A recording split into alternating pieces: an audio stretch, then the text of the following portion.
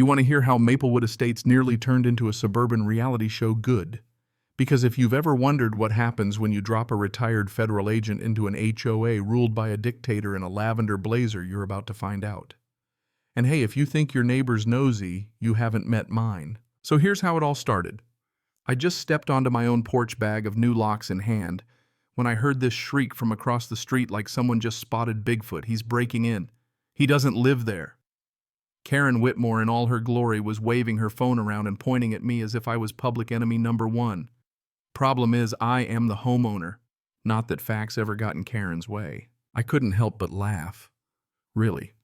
The only reason I was changing my locks that day was because Karen had already broken into my house the week before something about an HOA inspection. This time I figured the only thing getting inspected was her sanity. And when the police cars pulled up, she strutted out to greet them, looking like she'd already planned her acceptance speech.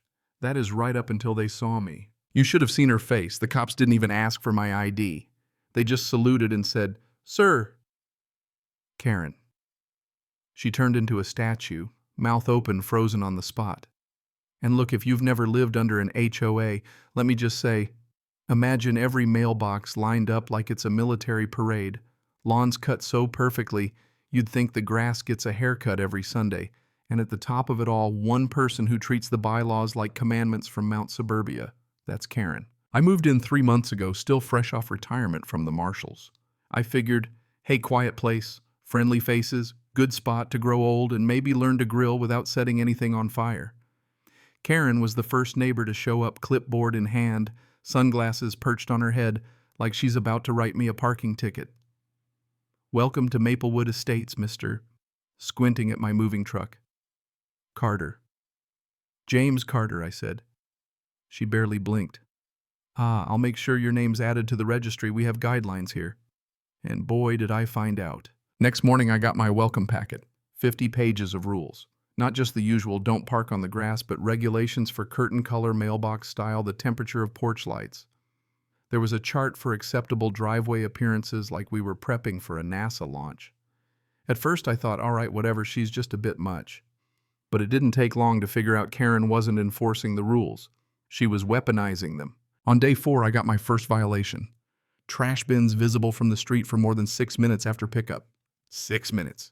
She was right, too. Next, your porch light is too warm for community standards. Then flag size exceeds HOA-approved ratios. Each letter had her name in bold at the bottom like she was signing an arrest warrant. I started laughing them off. After 20 years chasing fugitives, a neighbor with a ruler didn't scare me. But Karen, she had no idea. To her, I was just some quiet guy with a truck, prime target. And she watched always. I'd catch her peeking from behind curtains, once even caught her crouched by my mailbox with a camera. When I walked up, she pretended to be admiring the flowers. Creepy, sure, but mostly hilarious. Then it stopped being funny. I was gone for a few days, quick trip to DC, and came back to the faint smell of lavender in my hallway back door, slightly ajar. Dining chair shifted, muddy footprints near my desk. My home security cameras solved the mystery. 2:13 p.m. Thursday, in walks Karen, HOA blazer on, dragging a maintenance guy along. They didn't knock. Didn't call. Just marched right in, checked my thermostat, peeked in the fridge, and here's the kicker.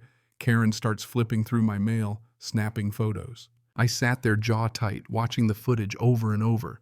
She'd broken in plain and simple. But experience taught me, don't yell, don't threaten. Document. So I saved the video, called my lawyer, and waited. Next morning, she's out with her dog, little fluffball named Duchess, smiling like nothing happened. The audacity almost made me laugh. I decided right then, new locks.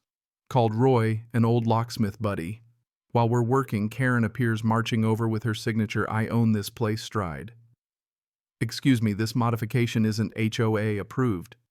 Roy blinked at me, confused. "Just keep working," I said. Karen tried to shut us down. "All exterior fixtures must maintain HOA standards," she barked. I sipped my coffee. "So I need your permission to secure my own home?" Her face twitched, but she doubled down. "You're making a mistake. The HOA can fine you." I grinned, made a mental note, and let her storm off. A few minutes later, I hear her on her porch screeching into her phone. "Yes, officer, there's a man breaking into a house. He's aggressive." Aggressive? I hadn't moved an inch. Roy looked nervous. Should I stop? Nope. Trust me, this is going to be worth it. A neighbor started filming from his window, and when the sirens echoed down the street, Karen was at the end of my driveway, ready to witness her big win. I leaned against the railing, calm as ever. I'd faced armed fugitives who were less dramatic than this. The cruisers rolled up. Karen sprinted over. There, that's him. The officers stepped out, already sizing up the situation. Sir, we got a call about a break-in. Can we see some ID? I reached slowly for my wallet. Of course, but before I do, you might want to hear something. Karen started shouting over me. Don't listen to him. He's trespassing. The officers traded a look. You could see it on their faces, one of those calls. I flipped open my wallet badge, shining in the sun. Deputy Director Carter, retired now, just consulting. The mood changed in a heartbeat. Cop straightened up, saluted. Karen froze. And for the first time since I'd met her, she was utterly speechless. No harm done, I said, but Mrs. Whitmore, here's got some explaining to do. She tried to cover, I was just protecting the neighborhood. The officer raised an eyebrow. By calling in a false burglary, she stammered. I didn't know he lived here. I couldn't help but poke. Strange, since you were pretty comfortable breaking in last week. Her head snapped toward me. I pulled up my phone. Didn't think I'd have cameras played the footage. Her face went white. The crowd of neighbors had grown, whispering a few recording. The officers watched the clip, Karen and her accomplice clear as day walking right in. That's fake, she stuttered. The officer shook his head. Ma'am, that's you. Lavender blazer pearls. Hard to miss. Laughter rippled through the crowd. Karen went into meltdown mode. This is harassment. But the officer interrupted. Ma'am, you're lucky. Mr. Carter isn't pressing charges. I suggest you go home and rethink your definition of safety. She stormed off, dog barking, ego shattered. The cops lingered, joking with me. Must be something living under this kind of management. I said, you have no idea. As the cruisers drove off, neighbors wandered over, soft applause, a few claps on the back. About time someone stood up to her. I just smiled. Sometimes all you need is the right push. You'd think that was the end, right? Wrong. That same afternoon, a letter from the HOA landed in my mailbox. Notice of non-compliance. Unauthorized security alteration. I burst out laughing. She was doubling down, threatening me with fines for changing my locks. But this time she'd picked the wrong guy. The next day, word got around fast. Neighbors talking, footage from the incident already making the rounds in the group chat. Karen yelling and her lavender blazer, officers saluting me. Someone even added dramatic music. I was out trimming bushes, feeling the eyes from behind every blind. Karen's car didn't move. Her curtains were shut tight, but her ego was still wide open. Then, as if the circus wasn't enough, I got a summons. Attend HOA committee meeting to address multiple violations. Hand-delivered. No signature, just her initials like some royal edict. Use of law enforcement to intimidate the community. That was a new one. Karen never learned she thought power was about control, not respect. And I was just getting started. Instead of fighting her, I let her dig her own grave. The more she pressed, the more the neighborhood saw her for what she was. The best revenge patience. The night of the HOA meeting was something else. I showed up in jeans, relaxed as ever. Karen looked like she was ready to argue a Supreme Court case. The room was packed. She started with her list of accusations. Unauthorized structural changes, hostile behavior, public defamation. I let her run out of steam, then calmly placed my binder on the table full of letters she'd sent, photos of her break-in, the 911 call report. I handed copies around. The silence was brutal. A board member, Walter, said quietly, Karen, that's your blazer. The crowd whispered, she's done. Karen tried to argue, but she couldn't. The board voted to suspend her. One by one, neighbors finally stood up. You embarrassed the community, not him.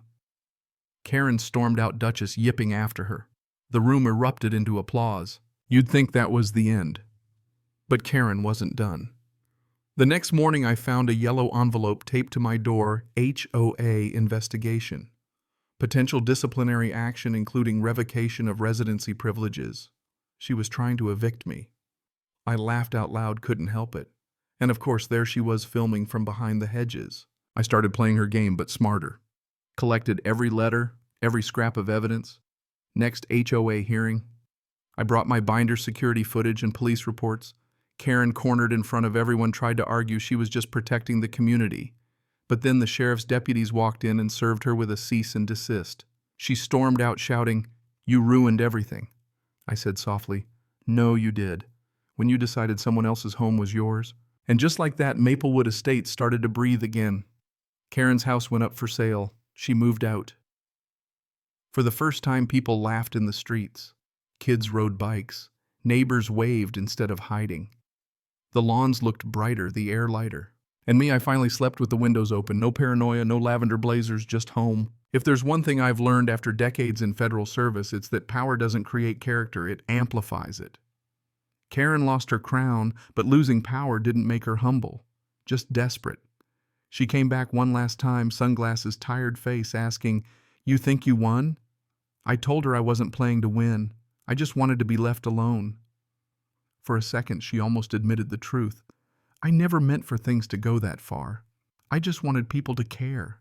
That was the closest I ever got to seeing the real person under all that noise. She tried one last stunt, crashed a community meeting, handed out lawsuit papers claiming defamation and emotional distress. The crowd rolled their eyes. The new president, Alice, just smiled and said, "Karen, you have no authority here." Karen looked around. No one stood with her. "You'll regret this," she whispered, then walked out for the last time.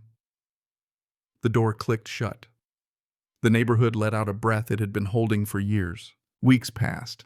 Alice ran the HOA like a friendly committee, potlucks, picnics, laughter instead of rules. I got a letter from Karen, handwritten. No apology, but between the lines, a sliver of regret. Turns out control isn't connection. Some people learn that the hard way. Maplewood became a real neighborhood, not a kingdom. Frank from across the street stopped by one evening, handed me a beer. "Bet you never thought you'd be doing home improvement without getting fined." We laughed, sat quietly, watched the fireflies, and for the first time I felt like I belonged. A message from an old colleague in DC landed in my inbox. "You always did have a talent for cleaning up bad organizations." I had to laugh. Sometimes you don't need to shout to be heard. You just need to stand your ground. That's what brought Karen down, not revenge, just cause and effect. When you build a life on fear and ego, eventually it collapses. But when you set boundaries and stay calm, even the loudest voice can't shake you. If someone's trying to control your happiness, don't stoop to their level. Let your actions speak. Sometimes the best revenge is peace. So let me ask you, ever had a neighbor or HOA nightmare? How'd you keep your sanity? Drop your story below. I'm all ears. And remember, sometimes justice doesn't need a badge. Sometimes it just needs a well-timed barbecue and a little patience.